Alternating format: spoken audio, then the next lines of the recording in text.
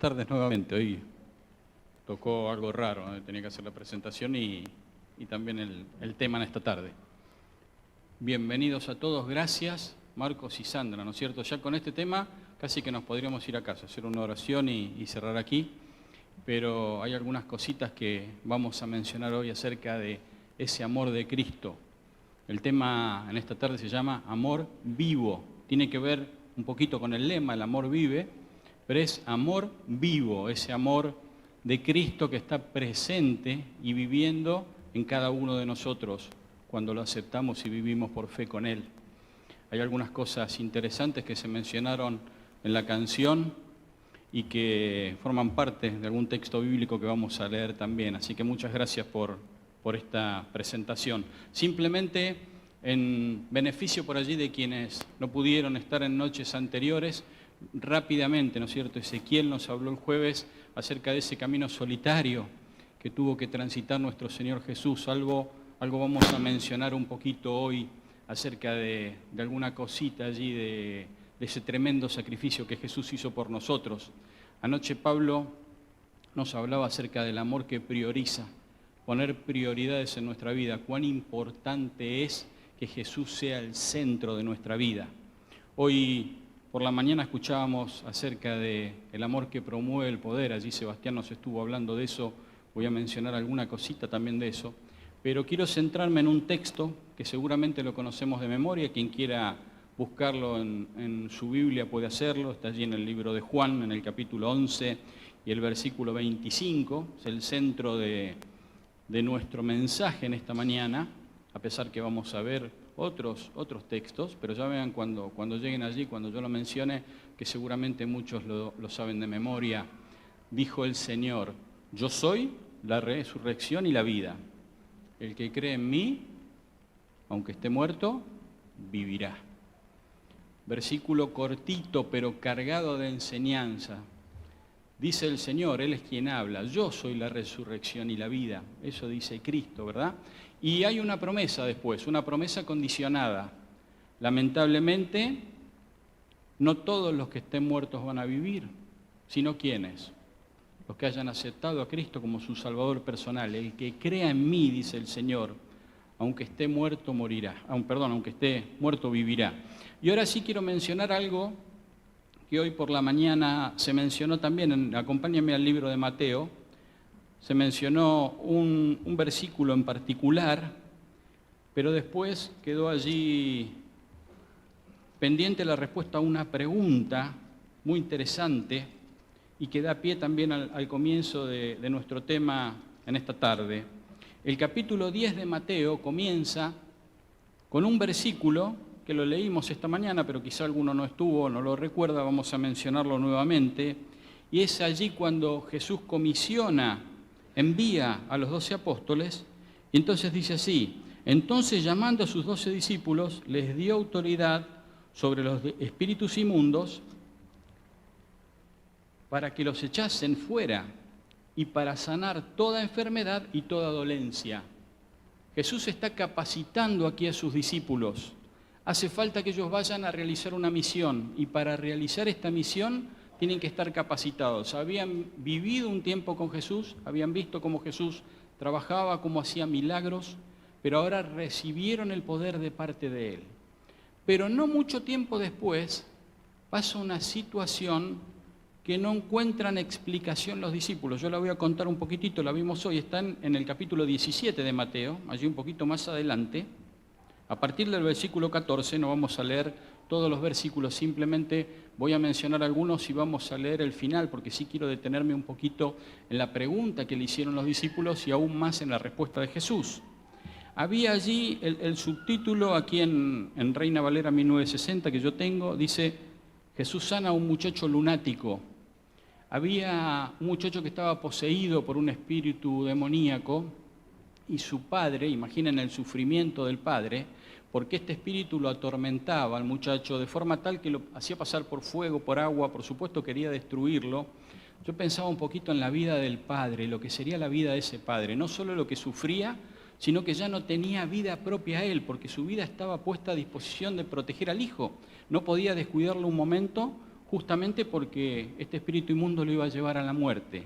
Y hay algo interesante en la historia. Dice el Padre, porque el Padre viene y habla con Jesús, lo he traído a tus discípulos, pero tus discípulos no lo han podido sanar. Y allí entonces hay una reprensión de Jesús hacia los discípulos y luego Jesús sana al muchacho. Y entonces íbamos al final de la historia a partir del versículo 19, porque imaginen que los discípulos estaban viendo esto y ellos no encontraban qué era lo que había sucedido aquí, qué diferencia había entre este demonio y lo que ellos poquitos días antes habían expulsado con el poder que Cristo les había dado. ¿Qué diferencia había? ¿Qué pasaba? ¿Por qué antes habían expulsado demonios, pero ahora no podían? Y entonces versículo 19 dice, viniendo entonces los discípulos a Jesús, aparte, lo tomaron aparte por supuesto, ¿no es cierto?, estaban a solas, dijeron, ¿por qué nosotros no pudimos echarlo fuera? ¿Qué pasó? ¿Dónde está el misterio? ¿Por qué si antes pudimos, ahora no podemos? Jesús les dijo, por vuestra poca fe. Qué tremendo, ¿no es cierto? Dice después, porque de cierto os digo que si tuvierais fe como un grano de mostaza, diréis a este monte, pásate de aquí a allá, y se pasaría. Y nada os será imposible. Y entonces agrega, el final, versículo 21, es revelador. Pero este género no sale sino con oración y ayuno. Había algo interesante. Los discípulos habían sido investidos de poder y ellos creían que ahora tenían poder para hacer los mismos milagros que hacía Jesús. Creían que era así de automático. Y eso que habían visto la vida de Jesús, veían el tiempo que Él dedicaba a la oración, veían de dónde venía el poder de Jesús, que venía del Padre a través del tiempo que Él pasaba en comunión con el Padre, pero no habían aprendido. Creían que ya con este poder que Jesús les había impartido, ya a partir de ahora estaban con la potestad de echar fuera demonios y de hacer lo mismo que hacía Jesús. Qué tremendo, ¿no es cierto? Porque a veces esto también se puede transferir para nuestra vida. A veces aceptamos a Cristo en nuestro corazón y creemos que, bueno, ya acepté a Cristo, Él perdonó mis pecados. Y ahí comienza la lucha de la vida del cristiano, ¿verdad? La lucha de la vida del cristiano es una lucha de cada día. A veces pasa en la iglesia, podemos tener un cargo en la iglesia, pero eso no tiene que dar mayor responsabilidad, no es ningún privilegio. O sí, de alguna manera, pero es más la responsabilidad que el privilegio el tener un cargo en la iglesia.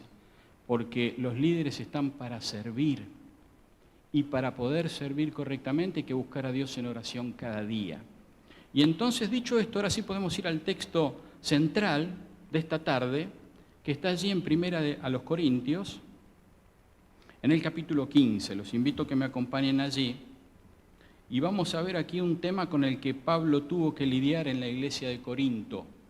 De alguna manera pasaba algo similar.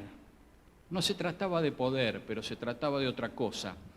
Quiero leer primero los versículos 1 y 2 para situarnos un poquito en contexto. Después voy a contar algo y vamos a ir a los versículos centrales.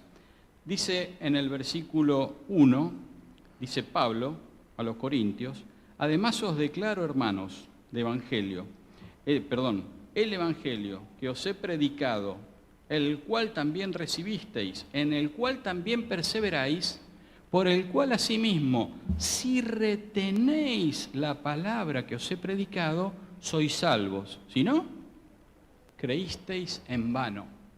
Es bastante duro Pablo, ¿no es cierto? Pero Pablo estaba aquí lidiando con un problema con los corintios. Yo les cuento rápidamente. Pablo les va a contar acerca de la resurrección de los muertos. Y había aquí un grupo que ya habían escuchado la palabra de Dios. No era que no habían escuchado, era gente que había escuchado, que conocía. Pablo precisamente les relata lo que el centro de la vida cristiana, ¿no es cierto? ¿Qué sería de nosotros si Cristo no hubiese resucitado? Nuestra esperanza está depositada en la resurrección de Cristo.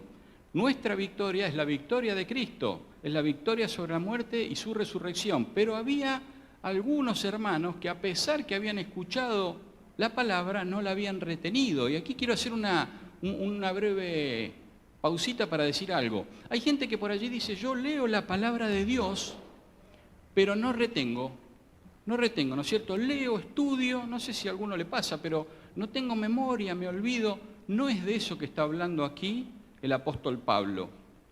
está hablando de que ahora que conocimos la palabra de Dios, ¿qué es lo que hacemos con nuestra vida?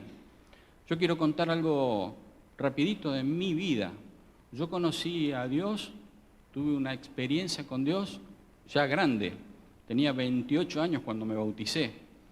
Antes no había tenido una, si bien había ido a iglesias cristianas, mi mamá era católica, mi papá valdense, así que había ido a la iglesia valdense durante bastante tiempo, pero nunca había tenido un encuentro personal con Cristo. Sí sabía las historias de la Biblia, sabía algunas cosas, pero ese encuentro personal con Cristo estaba lejos de mi vida. Y de hecho en ese momento estaba pasando por una etapa de agnosticismo. Y así fue como conocí yo al Señor. Así que allí en el año 92 me bauticé. Pero, ¿qué tuve que hacer? Algo que hoy mencionó también Sebastián. Había cosas en mi vida que estaban totalmente en contra de la voluntad de Dios. Y yo me daba cuenta conforme iba estudiando la palabra de Dios que había cosas que tenía que dejar y otras cosas que tenía que empezar a incorporar en mi vida. Y de a poco, por la gracia del Señor y con su ayuda, pude hacer grandes cambios en mi vida. El Señor todavía está trabajando en mi vida, como supongo que en la de todos ustedes, porque hay cosas que todavía hay que cambiar, ¿no es cierto? Pero hubo cambios que se hicieron. Ahora a lo que aquí se está refiriendo Pablo es, ustedes conocieron, hicieron cambios en sus vidas y ahora están volviendo a como vivían antes. Ahora están negando ciertas cosas de la palabra que aceptaron y que escucharon. Entonces Pablo es bien claro. Si retienen estas cosas, si viven de acuerdo a lo que han conocido, van a ser salvos. Si no, han creído en vano. Y entonces viene la lucha, viene un poquito la lucha a partir del versículo 12. Y dice ahí, a partir del versículo 12 y hasta el 17, pero si se predica de Cristo que resucitó de los muertos, ¿cómo dicen algunos entre vosotros que no hay resurrección de muertos? Porque si no hay resurrección de muertos, tampoco Cristo resucitó. Y si Cristo no resucitó, vana es entonces vuestra predicación, vana es también vuestra fe. Sigue diciendo Pablo, y si somos hallados falsos testigos de Dios, porque hemos testificado de Dios que Él resucitó a Cristo, el cual no resucitó, si en verdad los muertos no resucitaron, porque si los muertos no resucitan, tampoco Cristo resucitó. Y si Cristo no resucitó, vuestra fe es vana, aún estáis en vuestros pecados. Pablo los está llevando a la reflexión.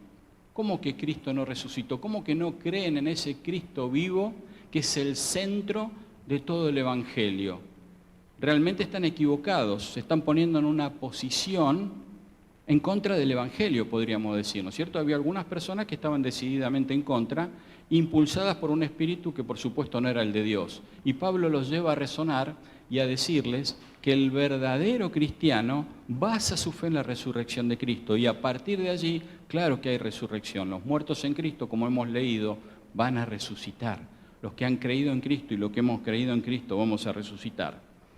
Y entonces la pregunta sería, ¿cuál es la diferencia central entre la religión cristiana, entre nosotros que nos llamamos cristianos, y las otras religiones? Y a veces podemos decir que será el amor de Dios, será la palabra de Dios, será algunas cosas que hemos aprendido de la palabra de Dios, y realmente el centro, la diferencia fundamental es la resurrección de Cristo. Allí, en el Medio Oriente, se hacen procesiones a dos grandes líderes, ¿verdad? Uno de ellos fue Mahoma, están los restos de Mahoma en una tumba, la gente va a adorar allí a su líder muerto en la tumba. También sabemos que los restos de Buda están en un lugar depositados y uno puede, si estuviese allí, poder visitarlo. Pero la tumba de Jesús, esa tumba gloriosa donde Jesús descansó, de paso hoy es el día que está descansando y por la mañana, de mañana a domingo, es la resurrección, es lo que estamos recordando nosotros en esta fecha tan importante. Esa tumba está vacía porque Cristo vive, es el amor vivo, ese amor que vive en el corazón de cada uno de nosotros. Por ese amor tremendo que, como decía David en la oración de rodillas, no entendemos y nos llevará a la eternidad poder tratar de entender cómo Jesús dejó todo y vino a morir por nosotros. Es un amor que no podemos comprender, está bastante más lejos de lo que nosotros podemos comprender. Yo soy la resurrección y la vida, y el que cree en mí, aunque esté muerto, vivirá. ¿Qué significa la resurrección de Cristo para vos? ¿Qué significa? ¿Cuál es el significado? Es tristísimo que hoy tengamos que ver que la gran mayoría de las personas reducen las Pascuas a conejitos por allí y a huevos coloridos de chocolate. Eso es lo que la gente ve en Pascua. Y algunos días feriados que por allí pueden servir para turismo, ¿no? Eso vemos muchas veces. A veces uno charla con gente que no conoce de Dios y que no tiene mucho interés en conocer, y lo único que ven es eso. Y el mayor motivo de gratitud y el gran significado de nuestra vida cristiana es la resurrección de ese Jesús. Ahora, hay una pregunta que yo no sé si alguno de ustedes se la ha hecho, pero pensaba que por ahí se podría llegar a manifestar de parte de alguien que no conoce a Jesús y que nosotros queremos que lo conozca. Y la pregunta sería, ¿cómo podemos nosotros estar seguros de que Jesús realmente resucitó? ¿Cómo se puede? ¿Cómo se puede? Vamos a empezar primero desde el ridículo para ir luego a la certificación de cómo podemos realmente, ¿no es cierto? Uno diría, bueno, ¿hay algún registro fílmico, alguna fotografía del hecho? Bueno, no estaba la tecnología, ¿verdad? Si no, seguramente podría haber algún registro, pero no había tecnología en ese momento. Alguien podría decir, bueno, ¿hay alguien que haya estado presente en ese momento y que se lo haya dicho a un pariente y luego a otro, y hoy ese pariente cercano esté aquí y nos pueda certificar que realmente su tatara, no sé cuánto abuelo vio? Ya pasaron más de 20 siglos, ¿verdad? Bastante complejo que eso ocurra. Pero ¿saben que hay al menos cuatro elementos prácticos que vamos a tratar en esta tarde que nos hacen dar cuenta de que realmente Jesús está vivo? 4 puntos fundamentales. Nosotros nos vamos a dar cuenta a partir de eso y cómo vemos que Jesús, cómo podemos realmente verlo de manera tangible, que Jesús está vivo. Primer punto, el amor que perdona. Hay algo muy interesante que Jesús dijo, las primeras palabras que dijo en la cruz. Bueno, los voy a llevar allí al libro de Lucas, pero mientras van buscando, quiero mencionar algo, que es, no todas las personas lo dicen, pero sí todas las personas de una u otra manera luchan contra algo que es el perdón. Todas luchamos de una u otra forma contra el perdón. A veces es difícil perdonar, ¿no es cierto? Nosotros, nuestro amor humano llega hasta amar a quienes nos aman. ¿Cómo hacemos, como dijo Jesús, que debemos amar a nuestros enemigos? ¿Qué pasa cuando alguien habla mal de nosotros? Cuando alguien nos traiciona, cuando alguien nos juzga injustamente, con hechos que no sucedieron, con hechos falsos, y la gente nos margina. Y uno podría decir, bueno, está bien, eso puede ocurrir, claro, puede ocurrir. Quizá alguno de ustedes va a algún club a practicar deporte, puede ocurrir allí en el club. Quizá en el trabajo puede ocurrir, pero tristemente ocurre también en la iglesia. Esas cosas ocurren. Y entonces hay personas que dicen, yo con el perdón no tengo problema, yo lo tengo muy claro. Mi perdón va hasta aquí. De acá para allá yo ya no perdono, listo. Hasta acá llegó mi perdón, más allá no voy. Pero eso no significa que Dios vive en nuestro corazón. Lo primero que nosotros tenemos que hacer, si nos decimos cristianos realmente, es ver lo que Jesús hizo y obrar como Él obró. Entonces le decía allí en Lucas, en el capítulo 23, vamos a leer las primeras palabras que Cristo pronunció en la cruz. Hay algo muy interesante. Jesús fue juzgado injustamente, fue blasfemado, fue golpeado, herido, escupido y tantas otras cosas por las que pasó Jesús. Y miren lo que Jesús dijo, versículos 33 y 34 algo se mencionó en el canto también que escuchamos. Dice allí, cuando llegaron al lugar llamado de la Calavera, le crucificaron allí, y a los malhechores uno a la derecha y otro a la izquierda. Y Jesús decía, Padre, condénalos. ¿Dice eso? No dice eso, ¿verdad? Nunca una condenación de parte de los labios de Jesús. Padre, perdónalos. ¿Por qué? Porque no saben lo que hacen. No saben lo que hacen. Nosotros a veces lidiamos con el perdón y a veces somos injustos también para aceptar el perdón de Dios en nuestra propia vida. Nosotros decimos a veces, nos alejamos, realmente nos alejamos, hemos sido injustos, le hemos fallado a Dios. ¿Cómo Dios puede perdonarme? ¿Cómo Dios podrá perdonarme? Hay personas que luchan con esto, no aceptan el perdón de Cristo en su vida. Y entonces, aquí tenemos un ejemplo sobresaliente. No se habían arrepentido. ¿Alguien de los que juzgó injustamente o crucificó a Jesús se había arrepentido?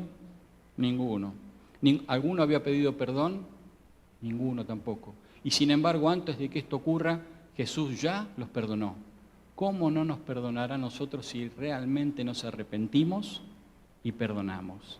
Entonces, si en algún momento estás pasando por una situación difícil en tu vida, te han hecho daño, es complejo el momento, la situación es difícil, llévale eso cautivo a los pies de Jesús. Si Jesús vive en tu corazón, pregúntale a Jesús, Señor, ¿cómo salgo de esta situación? ¿Cómo soluciono este problema? ¿Qué hago? Porque desde el punto de vista humano, yo no quiero perdonar, pero sé que tengo que perdonar, porque mi Dios es perdonador.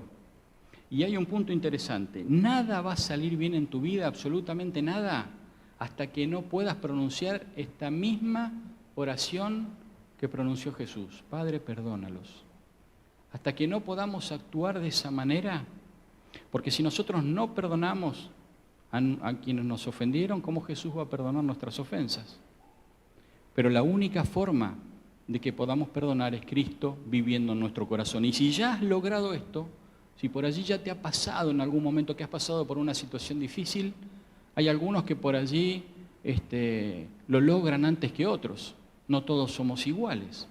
Pero el Señor trabaja en nuestros corazones y sana esas heridas. Y nos lleva a perdonar a aquellos que nos han tratado injustamente. Entonces, lo primero que nosotros vemos es ese amor vivo a través de Dios perdonando. Amor que perdona. Segundo punto en el cual podemos ver que Jesús vive es que solo existe vida plena con Cristo. No hay vida plena sin Cristo, hay apenas sobrevivencia. Y también vamos a ir a la cruz, otra vez. Allí en la cruz, Cristo pronunció su último sermón, cortito, muy cortito, pero altamente cargado de significado. Lo primero que nos enseña es que lo fundamental e inicial es perdonar. Así vamos a crecer en la vida cristiana. Si no aprendimos a perdonar, podemos conocer mucho la palabra de Dios, podemos predicar de manera espectacular, pero si eso no ha tocado nuestro corazón, hermanos, y no podemos perdonar, Cristo no vive en nosotros. Esa es una señal. Y Dios está vivo. Así que debemos rogar que Él pueda estar junto con nosotros. Allí en el capítulo 27 de Mateo, ahí se registran otras palabras de Jesús. Tremenda, ¿no es cierto? Tremenda la situación por la que está pasando Jesús. Vamos a analizar un poquito esto. Un versículo que seguramente muchos conocemos de memoria, pero vamos a ir igualmente a la palabra de Dios. Mateo 27 y el versículo, Mateo 27 y el versículo 46.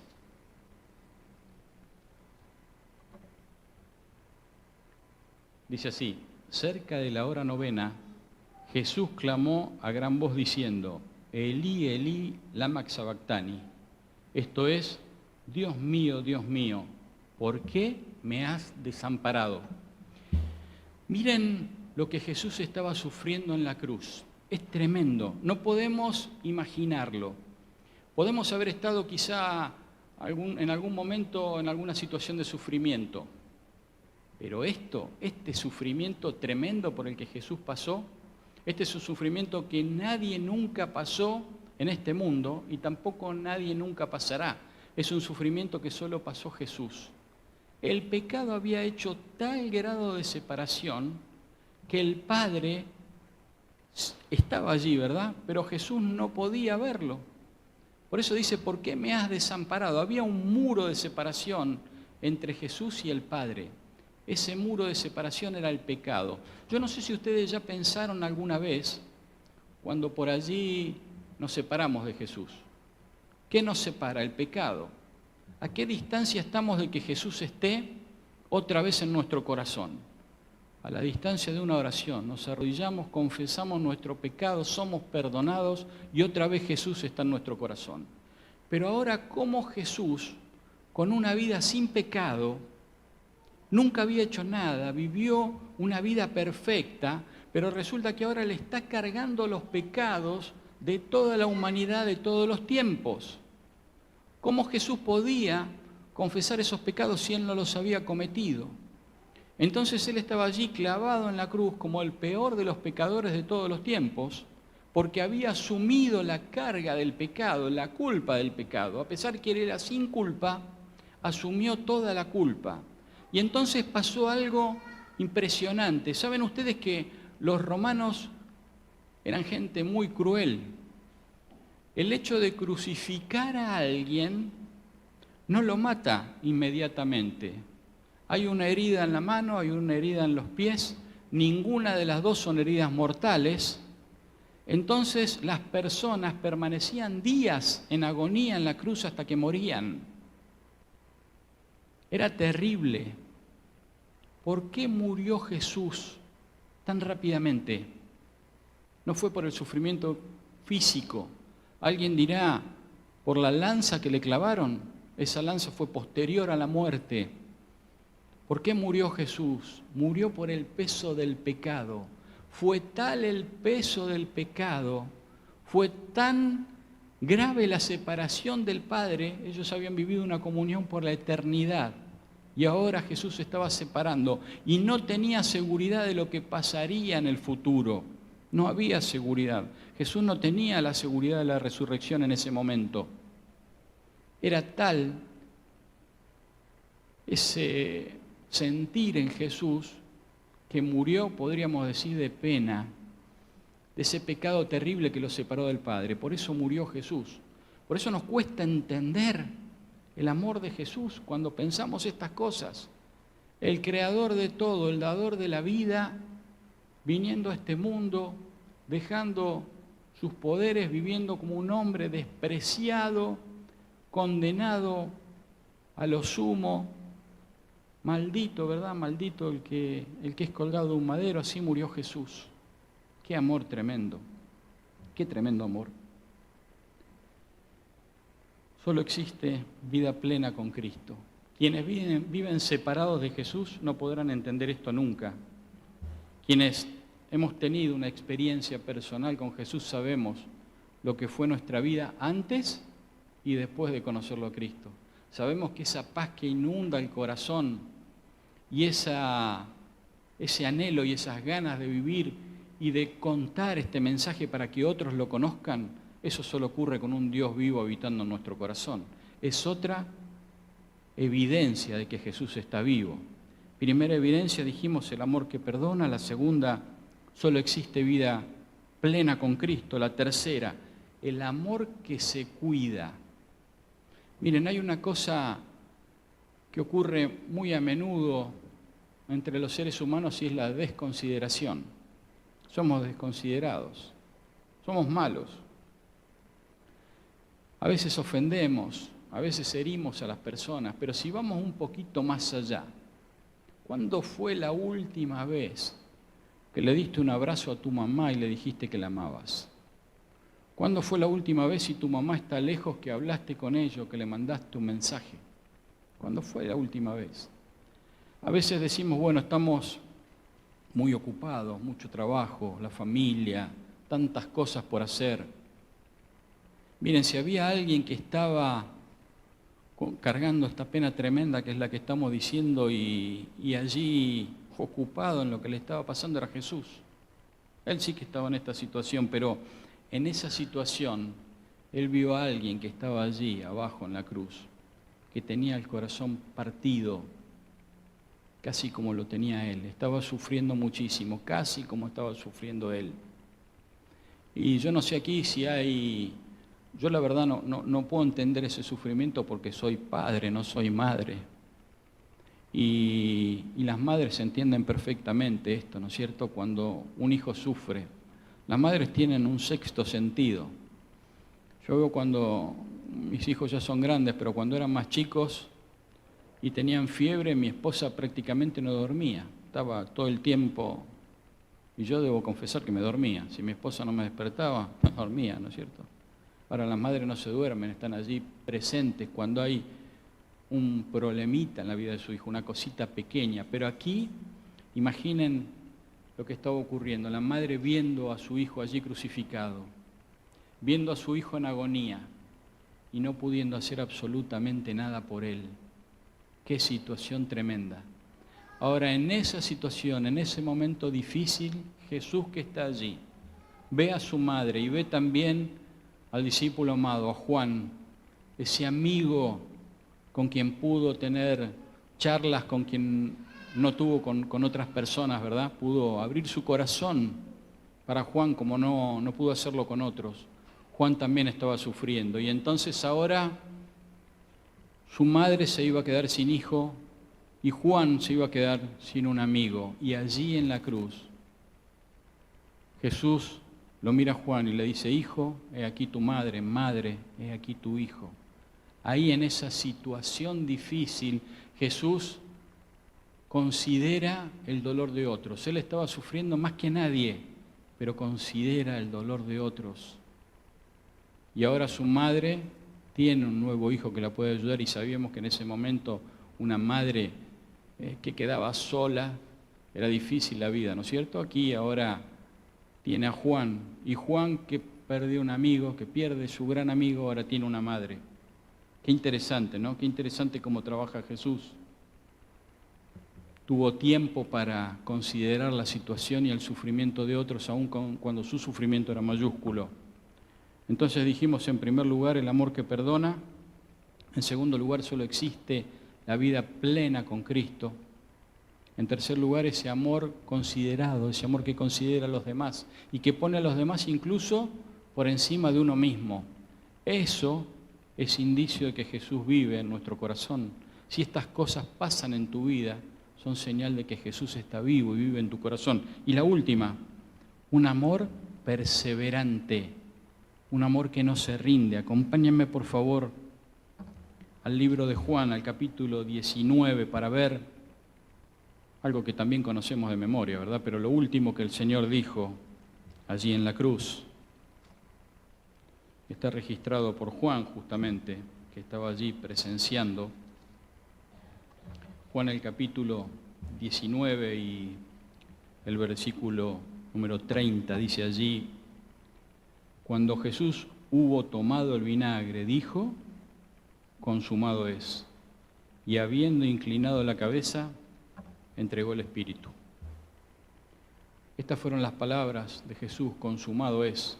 A través de este hecho, la promesa de Dios que hizo a través de su Hijo se cumplió para toda la humanidad. Ahora, la humanidad tiene la esperanza de la vida eterna, de la religión. ¿Qué es la religión? Es religar, ¿verdad?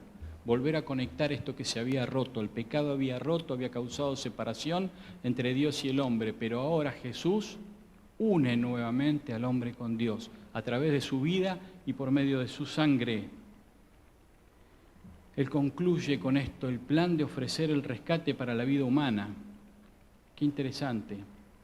Qué lindo que nosotros sabemos que Él empezó la buena obra en nosotros y la terminará. Él persevera, no es como nosotros que a veces empezamos las cosas y las dejamos por la mitad. O a veces decimos, no, voy a vivir una vida tomado de la mano del Señor y así empiezo el sábado, el domingo, el lunes y el martes donde estoy. Ahora el Señor no se cansa, el Señor no te abandona, el Señor te sigue. Vos podés incluso hasta alejarte de Dios. Podés hasta dejarlo, podés hasta traicionarlo, pero el Señor te sigue amando y te sigue buscando y va a tocar la puerta de tu corazón de una y mil maneras, porque quiere que esa vida que alguna vez engendró, esa vida que sos vos, quiere vivir con vos permanentemente por la eternidad. Y ese amor te lo demostró, vino a morir por vos. Ahora vos tenés que tomar una decisión. ¿Qué vas a hacer? ¿Vas a aceptar a Cristo? ¿Vas a tener una vida plena, abundante, aquí, ahora, ya, con Cristo en tu corazón y la vida eterna después en un mundo perfecto, en una tierra perfecta? ¿O vas apenas a sobrevivir, apenas a vivir como puedas? Eso es algo que cada uno de nosotros tiene que elegir. Hay un testimonio por allí en beneficio de nuestros hermanos brasileros, porque viene de allí el testimonio. Adriano Luz dice que se llamaba esta persona. Me gustó mucho el testimonio de este joven de 22 años, dedicado por completo al alcohol, lamentablemente. Tenía una familia, estaba casado, tenía su esposa, pero después de un tiempo la convivencia se hizo imposible. Su esposa lo abandonó, quedó solo. Su vida desordenada, tratando de encontrarle rumbo a la vida, metiéndose en un lugar, en otro, a ver cómo encauzaba su existencia. Por supuesto no encontraba cómo hacerlo, hasta que un día estaba en una plaza sentado, viendo pasar el tiempo y, como decía hace un momento, ¿no es cierto?, sobreviviendo. Eso no era vivir, respiraba así, se movía, pero eso no era vida, era apenas sobrevivencia.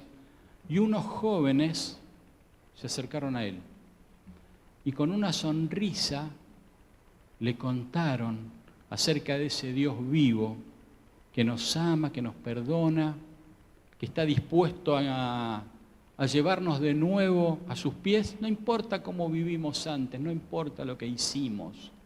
El Señor está allí con los brazos abiertos, queriendo reencontrarse contigo.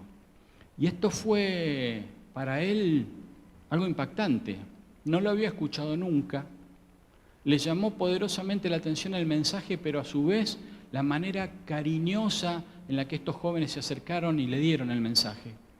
Así que volvió para su casa, sintió un tremendo pesar en su pecho y así pasó toda la noche. Parecía, dice él, que la muerte estaba cercana, porque era tal la presión que sentía en el pecho que casi no podía respirar. Al otro día de mañana se levanta y sale queriendo buscar a Cristo. Y entonces el Espíritu Santo lo guía hasta la iglesia, donde se encuentran estos muchachos que le dieron el testimonio. Qué hermoso, porque me imagino a ellos cuando lo vieron entrar.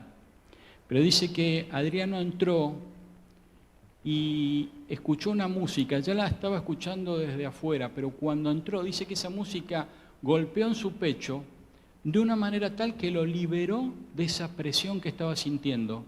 Se sentó y lloró desconsoladamente, hasta que estos jóvenes vinieron, pusieron la mano sobre su hombro y así escucharon la palabra de Dios. Y luego él continuó estudiando y se encontró con Dios y tuvo su bautismo. Hoy Adriano es una persona nueva, pero ¿cómo encontró a Cristo? Porque hubo personas que se habían encontrado antes con Cristo que estuvieron dispuestas a dar este testimonio. Entonces yo quiero en esta tarde hacer un llamado para nosotros y también para quienes nos escuchan en la radio, nos ven por allí por el canal, pero es un llamado realmente para quienes lo sentimos en el corazón. No es algo que por allí, digo, pongámonos de pie y porque todos se levantan, vos también te levantás. Realmente si sentís en tu corazón la necesidad de que Cristo haga algún cambio, sentís de que Cristo tiene que hacer algún cambio, que hay alguna cosa en tu vida que todavía no está 100% de acuerdo con lo que Cristo quiere, yo te voy a pedir que te pongas en pie para que podamos orar. Y si alguien quiere por allí testimoniar, así como testimoniaron estos jóvenes, y está necesitando poder de parte del Señor, y dice, yo he conocido a Cristo, pero no me quiero quedar con esto en mi corazón, no quiero quedarme solo con este mensaje en mi corazón, sé que tengo que darlo para otros, sé que otros tienen que escuchar este mensaje también. Entonces te voy a pedir que te pongas en pie y que juntos podamos tener una palabra de oración para que nuestro Señor pueda tocar nuestros corazones y podamos hacer la voluntad de Dios, podamos tener la posibilidad de compartir el mensaje con otros, y si hay cosas, como decía, que tienen que ser cambiadas en nuestra vida, que el Señor nos pueda dar el poder de hacerlo. Y ahora quiero pedirles un paso más a quienes se han puesto de pie. Y quiero pedirles que busquemos al Señor de rodillas, que podamos tener un encuentro personal con Él, postrados, adorando al Rey de Reyes. Querido y amante Padre Celestial, en esta tarde, un grupo de tus hijos estamos aquí buscándote, postrados, Señor, reconociendo que no podemos vivir esta vida por nosotros mismos, que no merecemos nada de ti, pero que necesitamos todo de ti, querido Señor. Queremos rogarte que, en primer lugar, cambies esas cosas que deben ser cambiadas todavía. Si hay problemas en nuestra vida, Señor, yo no conozco a muchos de mis hermanos que están aquí y no sé qué problemas atraviesan en sus vidas, pero tú sí los conoces.